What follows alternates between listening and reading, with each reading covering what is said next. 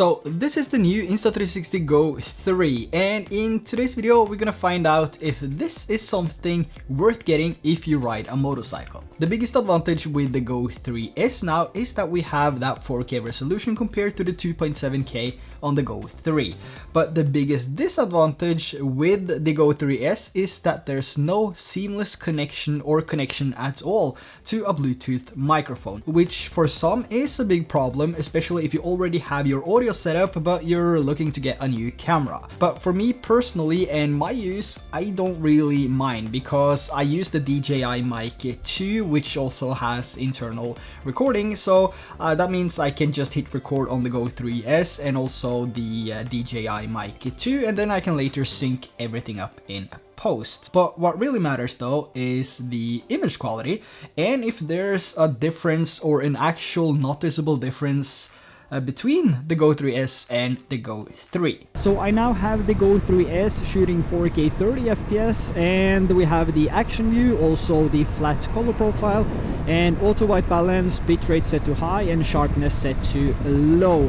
And the audio is the DJI Mic 2, which is recording internally, and I've synced everything up in post by snapping my fingers. So yeah, this is the action view on the Go 3S, and I think it's just about wide enough. I wish it was a little bit wider, but I've used the action pod to frame up everything, and honestly I think it looks pretty good.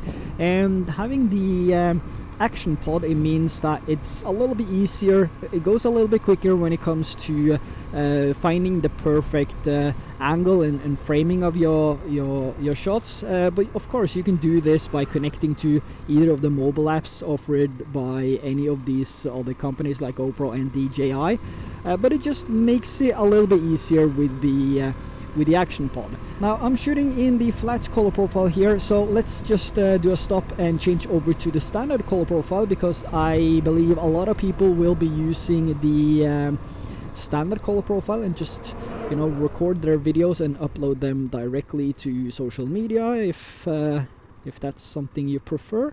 So let's just change over to the standard color profile here so you can see how that looks. Everything should be synced up now with the audio, and here you can see how I'm framing with the action pod, and it actually looks pretty darn good here. So standard color profile, and again we have the sharpness set to low. I don't think medium sharpness looks that great. I think you're better off with adding that in post yourself, but if you just want to record the videos and upload straight to social media without doing any editing, I reckon you should just try yourself, figure out what looks better for you, and you know, use that sharpness setting that you think looks best. Now when it comes to the standard color profile on the Go 3S, I mean, it does a pretty decent job actually, but personally I prefer to use that flat color profile and then add my own correction and grading in post.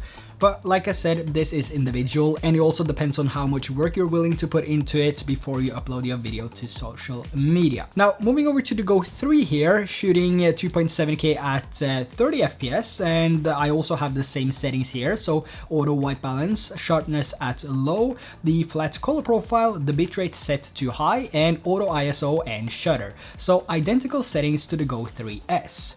And here we have a side-by-side comparison with the Go 3 and the Go 3S. Now when we freeze the footage here, I do see more details on the 4K coming from the Go 3S. And when I zoom into 300%, the differences in quality gets even bigger, and there's clearly more details in the 4K image on the Go 3S. And even if I add another +2 sharpness to both the clips here, the Go 3 and the 2.7K looks more washed out compared to the Go 3S.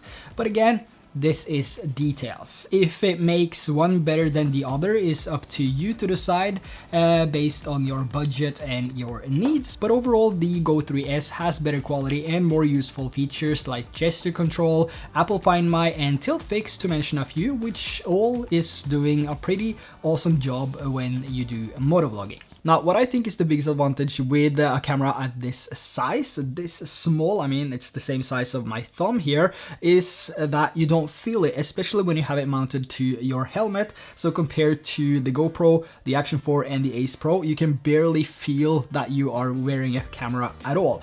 Another thing is that the Go 3S has this magnetic backplate, which means that you can mount this to your bike without needing any accessories. I wouldn't do this if you're going at speed though, but if you're pulling out your bike, for example, and want some quick and easy B-roll as part of your motovlog video, for example, the Go 3S can add some pretty cool angles. Now, the question is, should you buy the Go 3S if you ride a motorcycle? In terms of image quality and field of view, nothing really beats the GoPro 12 if you have the max lens mod too.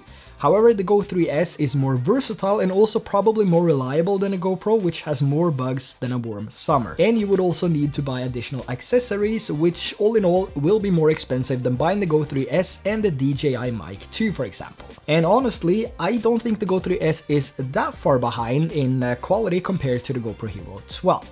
But I would say if you do more than just ride a motorcycle, maybe you travel a few times a year with your family, or you just prefer to shoot hands-free, nothing really beats the small form factor of the Go 3S. And in terms of image quality, the question is rather if the quality is good enough for you and your needs. So for my use and the way that I live my life, I don't think I could travel anywhere without the Go 3S, and it started all the way back when the Go 2 was released, and ever since I got that camera basically, it was always in my pocket and it was so easy and convenient to capture all these POV shots without having to wear one of those huge bulky head straps. So the head clip and the small form factor of the Go 3S is hugely beneficial for how I capture my life and my videos.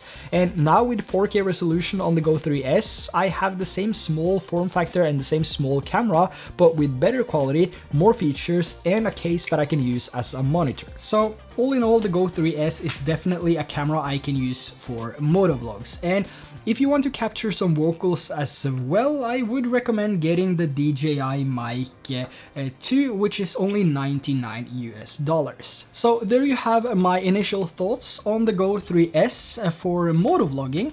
If you found this video helpful, let me know by dropping a like down below, and if you want to see more videos like this or have any questions related to this video, let me know in the comments below. So with that said, thanks for watching, ride safe, and I'll see you in the next one. Bye bye.